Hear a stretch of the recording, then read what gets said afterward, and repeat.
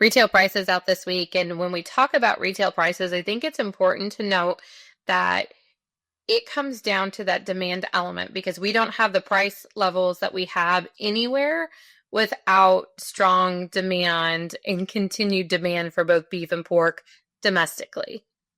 Yeah, so I selfishly, in full disclosure, I watch the retail side a lot. If anyone has seen any of my extension programming, when I talk about the beef supply chain or the pork supply chain, there's a little caveats at the bottom that has a bubble for the U.S. consumer, and I always say, that whatever our demand is signaling to us will work its way back through the supply chain, in conjunction with what happens at the farm side. And so I've always watched the retail report, and in particular, it's been kind of interesting to read every month. And so this week, in February, the all fresh retail beef price increased to $8.31 per pound, which was up from $8.15 per pound in the January report that we had. And kind of to really highlight how it sounds like a lot, but to put it in perspective, the data that is used to estimate that is Bureau of Labor Statistics and ERS data. And when they put it out, they have historical data that goes back all the way to July of 1987. In this last report, the February price is the highest that it's ever been. And so if we put that also in perspective relative to 2024, in 2024 in February, it was at $7.83 per pound. The previous 5-year average was $6.48 per pound. And we know that in 2024, prices really kind of ramped up and got higher into the summer for the grilling season and in our seasonal demand that really peaks. When I see this January number increase up to what it was in February, to me that signals that we're probably going to be having some increased prices in 2025 to levels we've never seen before because we're already there. But how high can it get? Now, to also put that, kind of tying it back to other reports, we know that annual retail demand was at an all-time high over the last 24 years in 2024. So in 2024, we saw high prices. In 2025, we're already going past those prices. Well, in 2024, we had really strong demand to the point where it was the highest year in the last 24 years.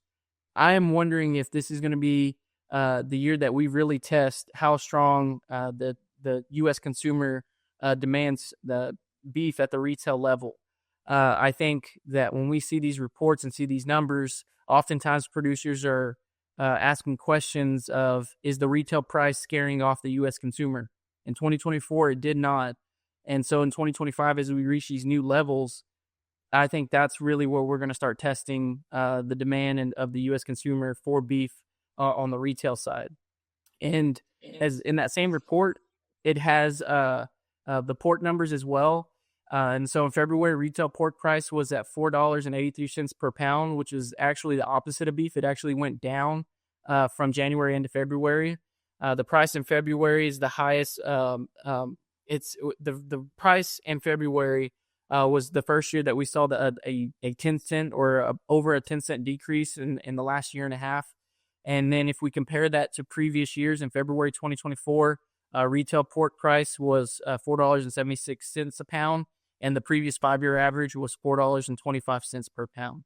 And so if we think about the pork industry, we know that prices continue normally to increase from the beginning of the year, and they peak out in September, October, somewhere around in that time frame, and then they come down that last quarter of the year. Well, seeing that we already decreased between January and February, is that just kind of an anomaly to what we usually see in pattern, or is that something that's going to start decreasing? If we look at our slaughter numbers on the pork side, as supply goes up, price goes down. So we might start seeing something that kind of goes against the normal trend on the pork side of things on the retail side. And so if we sprinkle in high price beef, we sprinkle in low price pork, it'll be interesting to see what the U.S. consumer demands at the retail case in the coming months.